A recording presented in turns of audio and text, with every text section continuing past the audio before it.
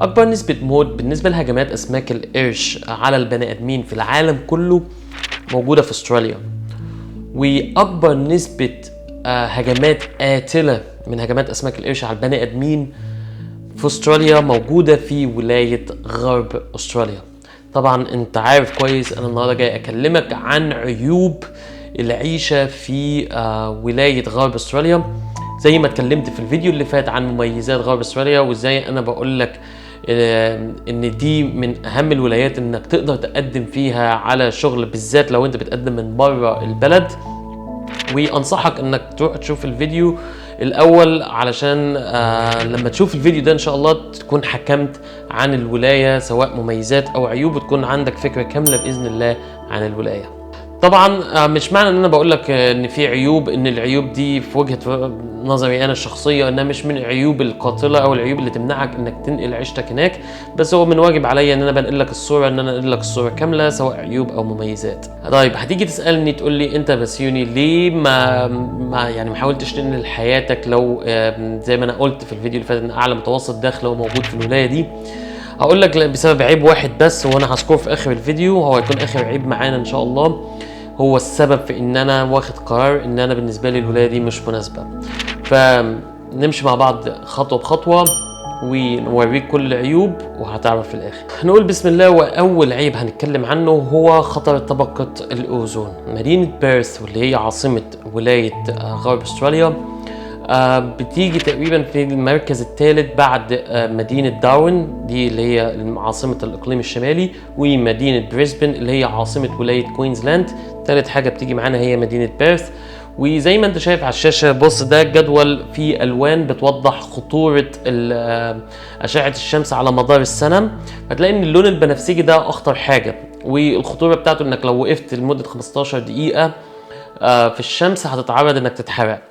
هتلاقي بص في الجدول اللي انا هسيبه لك على الشاشه ده، انا عايزك توقف انت الشاشه بعدين لو انت موجود اوريدي في استراليا او ان انت مهتم انك تيجي وتقرا انت الجدول براحتك خالص. هتلاقي ان هو محدد لك على مدار السنه لكل مدينه ايه هو اللون والخطوره امتى بتيجي. في الجدول الثاني دوت هتلاقي ان انا هتلاقي مذكور فيه هو الاجراءات الاحترازيه اللي انت المفروض تاخدها بحيث انك تحمي نفسك على المدى الطويل من اشعه الشمس، عشان لا قدر الله ما تتاثرش موضوع اشعه الشمس وان يجي لك امراض سرطانيه. طبعا زي ما انت عارف ان احنا يعني محميين شويه باللون بالبشره الغامقه بتاعتنا، المشكله اكبر بكتير بالنسبه للناس اللي هي ايه بشرتها بيضاء. تاني مشكله وهي مشكله هجمات اسماك القرش اللي انا كلمتك عنها في البدايه. بص هتلاقي زي ما انت شايف في الجدول اللي قدامك دوت، هتلاقي ان اكتر هجمات موجوده في كل استراليا مش موجوده في ولايه غرب استراليا، هي موجوده في ولايه نيو ساوث ويلز واللي عاصمتها سيدني بحوالي 156 هجمه زي ما انت شايف على الشاشه. بس من ال 156 هجمه دول 7 حالات بس هم اللي ماتوا، في حين ان في ولايه غرب استراليا هم 81، يعني تقريبا نص الهجمات دي، بس في عندك حوالي 17 حاله ماتوا، وده بسبب وجود اسماك قرش كتير من الاسماك اللي هي الخطره، وطبعا على راسهم السمكه صديقتنا سمكه القرش الابيض. فبص عشان انا اكون صريح معاك، انا لما مريت بولايه غرب استراليا وانا هناك وانا غطاس بقالي اكتر من 12 سنه، فانا من عادتي ان انا بروح اي مكان بغطس فيه، بس جيت عند المنطقه الجنوبيه من ولايه غرب استراليا انا مش هكذب عليك انا خفت. يعني انا عاده بجري انزل اغطس معاهم ومع اسماك القرش، عاده انا بحب ان انا اعمل كده، بس فعلا الموضوع شويه انا شايف ان هو خطر، فانا مش شايف ان هو يسوى ان انا اغامر بعمري ان انا انزل في مكان زي مدينه بيرث اغطس فيها. بس برضو بما ان احنا بنذكر كل حاجه زي ما اتفقنا ان ولايه غرب استراليا دي اكبر ولايه في كل استراليا، فالمنطقه الجنوبيه لو فيها خطوره فالمنطقه الشماليه مش بالخطوره زي المنطقه الجنوبيه. ففي هناك انا قمت بالغطس هناك في منطقه نينجالو او اكس ماوث، ودي في المنطقه الشماليه، ودي احلى غطس موجود في كل استراليا واحسن من الجريت بارير ريف اللي هو اشهر ريف وشعاب مرجانيه موجوده في العالم كله. لو هتيجي تسالني طيب منين جه الخوف ببساطه ان انا لما جيت عند الشواطئ اللي هي الجنوبيه هتلاقي ان عاده هتلاقي في ناس قاعده طول النهار بيصوروا وبيتابعوا اسماك القرش الموجوده على الشط في اليوم اللي انت فيه. هتلاقي انه في علامه على الشاطئ وانت داخل بتقول لك في اسماك قرش ايه اللي تم رصدها في اليوم ده. فده طبعا بالنسبه للناس اللي هي بتنزل تستحمى في الميه، فعلى ايه طيب يعني ان انا انزل اغامر بعمري وانا عارف ان في اسماك قرش موجوده على الشاطئ وما تقدرش ان انت تخمن هم هيهاجموك ولا لا. فانا شايف ان الموضوع شويه فيه خطوره. فهو الحل اللي الدوله بتعمله ان هو بيحط شبك وبتقدر تعوم جوه الشبك دوت، فده بيحميك طبعا من هجمات اسماك القرش. فانت تلتزم بالاماكن اللي هو حددها لك. تالت مشكله هو الجو. زي ما ذكرت في الفيديو اللي فات ان هو ميزه، فانصحك انك تروح تشوف ايه هي الميزه اللي في الجو. فهو الجو للاسف برضه فيه عيب ان هو اكستريم قوي. بمعنى ايه اكستريم؟ يعني بمعنى ان هو في الصيف درجه الحراره بتوصل 43 درجه، وفي الشتاء طول النهار الدنيا بتمطر، والجو يعتبر درجه حرارته منخفضه مقارنه ببعض الولايات التانية. طبعا ده بالنسبه لجنوب الولايه ومدينه بيرث. وزي ما اتفقنا الشمال الجو فيه بيكون شبه الجو اللي موجود في الاقليم الشمالي ومدينه داروين. وانصحك برضه تروح تشوف الفيديو ده لان احنا اتكلمنا بالتفصيل الممل عن الجو وقد ايه هو سيء جدا. بص من الاخر ان المنطقه الشماليه في ولايه غرب استراليا هي قريبه جدا في الشكل وفي الجو لمدينه داروين والاقليم الشمالي، فلازم نفصل بينهم لان الاختلاف ما بين الشمال والجنوب رهيب جدا. بس طبعا احنا اغلب كلامنا عن مدينه بيرث لان دي اللي فيها اغلب التعداد السكاني واللي فيها اغلب الشغل. بص يا سيدي، رابعا واخيرا والسبب اللي يخليني ما فكرتش ان انا انقل حياتي في مدينه بيرث هو ان الموقع الجغرافي. والموقع الجغرافي زي ما قلت لك برضه في الفيديو اللي فات هو كان فيه ميزه، هو فيه عيب كبير قوي بالنسبه لي جوه استراليا، ان انت تعتبر مدينه بيرث دي اكتر مدينه معزوله بالنسبه للمدن الكبرى اللي موجوده في استراليا في كل البلد. بمعنى يا طيب ان انت علشان تروح من مدينه بيرث لاي مدينه تانية المسافه اقرب حاجه مثلا هتلاقيها هي مدينه اديليد في جنوب استراليا، ولايه جنوب استراليا، وهتلاقي ان المسافه حوالي 2700 كيلومتر. وال 2700 كيلومتر دول بتقطعهم في حوالي 28 ساعه. عشان تعرف قد ايه مسافه 2700 كيلومتر، المسافه طيب من اسكندريه لاسوان 1000 كيلو. يعني انت كانك بتقطع مسافه من القاهره من اسكندريه لاسوان 3 مرات. المسافه طويله جدا، دي اقرب مدينه ليك يعني، فانت اولك ان انت تسافر بطيران طبعا. فدي انا شايف ان هو شويه العزله بتاعتها دي، ان انت مش قريب من اي مدن كبيره تانية. والمدن اللي موجوده بقى في ولايه غرب استراليا بعد كده كلها مدن، يعني انا مش هقول عليهم مدن، انا اقدر اقول عليها انها مركز او قرى. فده ياخدنا بقى ان انا عشان اقفل لك الفيديو وافهمك الولايه صح، ان انا هاخدك بقى على الكمبيوتر واوريك دلوقتي الجغرافيا بتاعت الولايه والمدن بتاعت الولايه، عشان وانت بتقدم على شغل تعرف المدن اللي هتلاقيها مذكوره في الاعلانات دي موجوده فين ووضعها ايه، كبيره صغيره شكلها ايه، الجو بتاعها ايه في الشمال في الجنوب. فيلا بينا بقى نطلع على الكمبيوتر واوريك الشكل بتاع الولايه. بص يا سيدي، انت دلوقتي على الكمبيوتر معايا وهندخل ونشوف كل المدن اللي موجوده في ولايه غرب استراليا زي ما قلت، عشان نقرب لك الولايه اكتر ليك، عشان لما تيجي ان شاء الله باذن الله ما تحسش ان الولايه غريبه عليك. زي ما انت شايف كده دي يا سيدي استراليا كلها، ودي كل الولايات. وطبعا اكبر ولايه زي ما انت شايف هي الولايه غرب استراليا. وولايه غرب استراليا هنبتدي من الجنوب ونطلع نلف حوالين الشاطئ طبعا بتاعنا، لان كل المدن على الشواطئ زي ما اتفقنا ان في المنتصف هو المناجم ومناطق التعدين. فهنبتدي بالجنوب ونخش على اول مدينه كبيره. زي ما انت شايف الخط الفاصل ما بين ولايه جنوب استراليا وولايه غرب استراليا هنا في النص اهو مدينه اديليد زي ما انت شايف في اخر الدنيا، وبتقرب لحد ما توصل لاقرب مدينه وهي مدينه اسبرنس. زي ما انت شايف دي مدينه اسبرنس، ودي اول اكبر مدينه هتقابلها بعد مسافه طويله جدا. انا افتكر ان انا لما سقت من ولايه جنوب استراليا لما وصلت المدينه دي كان في على الاقل يومين انا كنت ماشي خلالهم مفيش اي حاجه ما بين الولايتين، الطريق فعلا فاضي. فبس بتخش على اسبرنس دي اللي زي ما اتفقنا فيها بص انا عايزك تشوف على جمالها، فيها اجمل شواطئ موجوده. زي ما انت شايف الشاطئ دوت هنا اهو، وهتلاقي ان انا هحط لك الفيديو زي ما انت شايف الفيديو دوت وانا سايق بالعربيه على الشط وجماله. مفيش اجمل من كده تنزل تستحمى في الميه، ده انا ما عملتوش بسبب موضوع اسماك القرش اللي اتكلمنا عنها. بس يا سيدي، فدي اول مدينه هتقابلها هي مدينه اسبرنس. خلاص احفظ الاسم دوت. المدينه دي ما افتكرش ان فيها شغل كتير قوي لان ما فيهاش اي مصادر طبيعيه على حسب ما اتذكر، فما اظنش ان انا شفت من خلال ان في شغل كتير مربوط بالمدينه دي.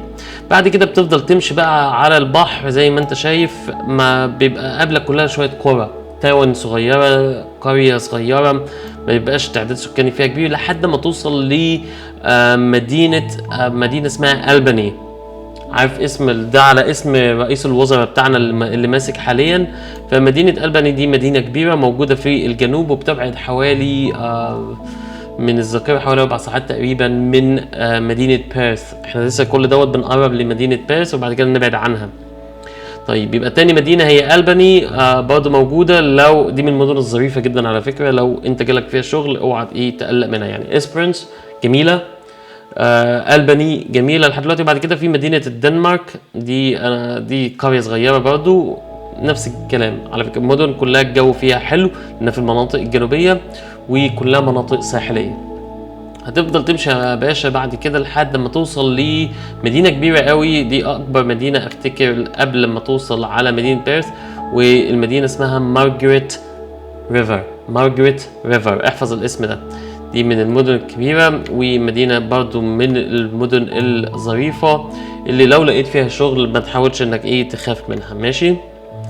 المدينة مارغريت ريفر هي شوية مش على الشاطئ، هي ورا الشاطئ بشوية، بس زي ما قلت مدينة مش بطالة انك تعيش فيها. وبعد كده بتقرب لمدينة اسمها باسلتون. المميز في مدينة باسلتون ده من اللي انا شفته، هتلاقي زي ما انت شايف كده نقرب بالشاشة، شايف انت الجيتي دوت في زي رصيف في البحر، جوه البحر ده طويل جدا، والمميز فيه ان هو معروف بالنسبه لموضوع الغطس، وبيبقى فيه شويه غواصات كده بتنزل تحت الميه. فهو لو انت ساكن في بيرث ما تنساش انك تنزل لمدينه باسلتون تعمل فيها كامبينج وتشوف المنطقه دي. بالنسبه برضه للشغل، هي مدينه كبيره فممكن تلاقي فيها شغل مش مربوط اللي هو شغل التعدين والكلام دوت، بس ممكن تحصل فيها شغل. بعد كده بانبري دي مدينه برضه ساحليه. خلاص انت بتبدا تقرب بقى تلاقي المدن بدات تقرب من بعض شويه، بس زي ما اتفقنا كلها قرى صغيره لحد ما بتوصل لمدينه بيرث. وزي ما انت شايف، بص انا بعد لك شويه بالمكان بالخريطه، هتلاقي مدينه بيرث. المدينه دي اكبر مدينه فيها 2.2 مليون من اصل سكان 2.8 في الولايه كلها، يعني هي الليله كلها في مدينه بيرث. طيب نخش على مدينه بيرث ونقرب كده ونعمل زوم على المدينه. انا عايز اخش اول حاجه على السنتر. بص يا سيدي، ده السنتر بتاع المدينه، ونلف الشاشه كده عشان تشوف بال3 دي. شايف يا باشا المدينه دي كلها طبعا تاورز في كل حته. ده المركز التجاري بتاع المدينه. المكان دوت هو فيه كل الشغل، البنوك والحاجات الكبيره. طبعا زي ما انت عارف الساعه 7 بالليل بتيجي ما بيبقاش فيه صواريخ ابن يومين في المدينه دي. ودي مشكله استراليا كلها على فكره، مش مدينه بيرث بس، ان الدنيا في وسط الاسبوع كل حاجه بتقفل وبتشطب الساعه 7. مفيش زي عندنا مصر الدنيا سهرانه في القاهره لحد الساعه ما بتقفلش، انما هنا في المدن دي الدنيا بتقفل. فدي قلب العاصمه زي ما انت شايف، الطورات الكبيره والكلام ده. انت ما بتسكنش في الكلام ده، انت يا باشا عندك زي ما انت شايف هنا بعد بالشاشه شويه، ده السنتر، ده المركز بتاع المدينه، وفي الجنوب والشمال ده اللي انت بتعيش فيه. لو قربت على اي حته مثلا زي ما دول، هتلاقي ان البيوت، تلاقي زي ما انت شايف البيوت كلها مثلا هنا كلها دور واحد. ودي الميزه طبعا زي ما اتفقنا من الفيديو اللي فات، ان بيرث او العاصمه دي تكلفه المصاريف فيها بتقل بحوالي 20% عن سيدني. وطبعا ما تنساش ان التكلفه الاكبر بتكون في السكن، والسكن والايجارات هنا ارخص بكتير من السكن والايجارات اللي موجوده في مدينه سيدني. وما تنساش جمال المدينه طبعا ساحلي زي ما انت شايف، بس تنزل البحر على مسؤوليتك. خلصنا مدينه بيرث على الخريطه كده، انت عرفت مكانها فين تقريبا. هي تقريبا بص في الولايه كامله، انت في الجنوب الغربي من الولايه. بعد كده بقى باشا انت بتفضل تطلع ما بتلاقيش حاجه قدامك. انا سافرت من المكان ده لحد مدينه داروين سايق، فاحب ابشرك ان المدن اللي بعد كده كلها صغيره جدا. وفي مدينه واحده مهمه قوي انا لازم اوصلها لك دلوقتي، لان فيها واحد زميلنا مصري لسه واصل عليها، وفيها برضه مشروع تبع الشركه عندي، وفي مهندسين من عندي انا زمايلي اعرفهم راحوا اشتغلوا هناك. لان المدينه دي فيها شغل كتير. بس خلينا ايه نطلع واحده واحده واوريك بقيه المدن. طبعا كل القرى اللي انت شايف الاسامي اللي على الخريطه دي كلها حاجات صغيره جدا، ما افتكرش منها حاجات كبيره الا مثلا هنا مثلا اهو اكسماوث. فاكر من شويه لما قلت لك ان انا في الغطس في الشمال هنا مفيش مشكله، ده المنطقه اللي انت بتغطس منها اكسماوث دي في الشمال الغربي بيبقى فيها غطس كويس قوي، ومن اجمل غطس موجود في كل استراليا موجود في المكان ده يا جماعه. بعد كده في مدن زي كاراثا، ونيجي للمدينه الاهم واللي انا كنت لسه بحكي لك عنها وهي بورت هيدلاند. دي مينا هيدلاند. مينا هيدلاند طبعا مينا، فانت زي ما انت عارف من الاسم واضح انها مهمه لان فيها صناعات كتير، والمدينه دي مركز صناعات. طب ايه رايي فيها؟ بص يا سيدي، المدينه دي انا عديت من خلالها، بصراحه انا ما اقعدش فيها. بسبب ايه؟ بسبب الجو حر جدا، هي معزوله جدا. بس لو انت جاي من عايز يعني دي فيها فرصه حلوه قوي انك تيجي تشتغل فيها من بره البلد، لان مش اي حد عايز يروح يشتغل في المدينه دي. فانت لو ربنا كرمك مثلا وحصلت شغل، يعني حاول تبحث عنها بورت هيدلاند. لو حصلت شغل فيها انصحك انك طبعا تيجي تبدا تشتغل، انك تكون بوابتك انك تدخل استراليا، فدي مش حاجه سيئه. زي ما انت شايف هي المنطقه منطقه صناعيه جدا، ومفيش فيها حاجات كتير، وفيها شويه جريمه منتشر والكلام من ده، لانها منطقه شويه برضو ايه معزوله. بس هتلاقي برضو فيها مطار دولي، خلي بالك، علشان الناس اللي بتسافر. طبعا اغلب الشغل زي ما اتفقنا اللي هو الفلاي ان فلاي اوت، او اللي هو الشغل اللي انت بتشتغل 3 اسابيع وتاخد اسبوع اجازه ترجع بيهم وتسافر بيهم على المدينه اللي انت عايش فيها. طيب في مدن ايه تانية ممكن اعرفك بيها؟ في لو دي بورت هيدلاند بتطلع شويه في مدينه بروم، ومدينه بروم دي بعد كده هي دي اكبر مدينه هتتشوفها قبل ما تدخل على الاقليم الشمالي واللي عاصمته مدينه ايه داروين.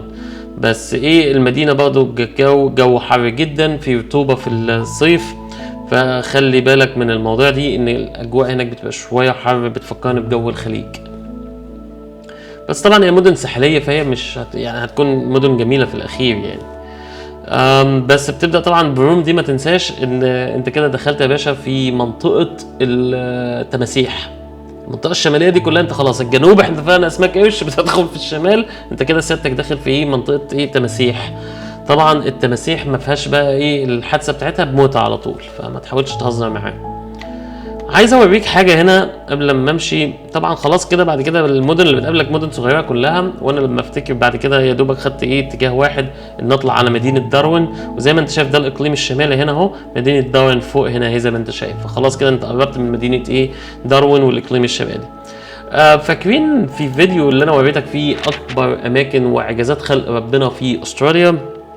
في مكان اللي هو الولف كريك، فاكر المكان ده اللي انا وريته لك؟ المكان ده بالمناسبه بما اننا في ولايه غرب استراليا، هو زي ما انت شايف المكان ده في قلب العاصمه، في منتصف اللا شيء. نزلت تحت لحد ما وصلت لايه لمنطقه الكريتر دوت، او اللي هي الفوهه اللي هو تقريبا نيزك ضرب الارض من آلاف السنين زي ما انت شايف وزي ما انت شايف على الفيديو. ودي من اجمل الاماكن اللي انا زرتها انا وزوجتي لما كنا بنلف حوالين استراليا. دي يا باشا تكون خلاصة ولاية غرب استراليا، وان شاء الله الفيديوهات الجاية باذن الله هغطي لك بقية الولايات باذن الله. شكرا ونشوفكم على فيديو جديد.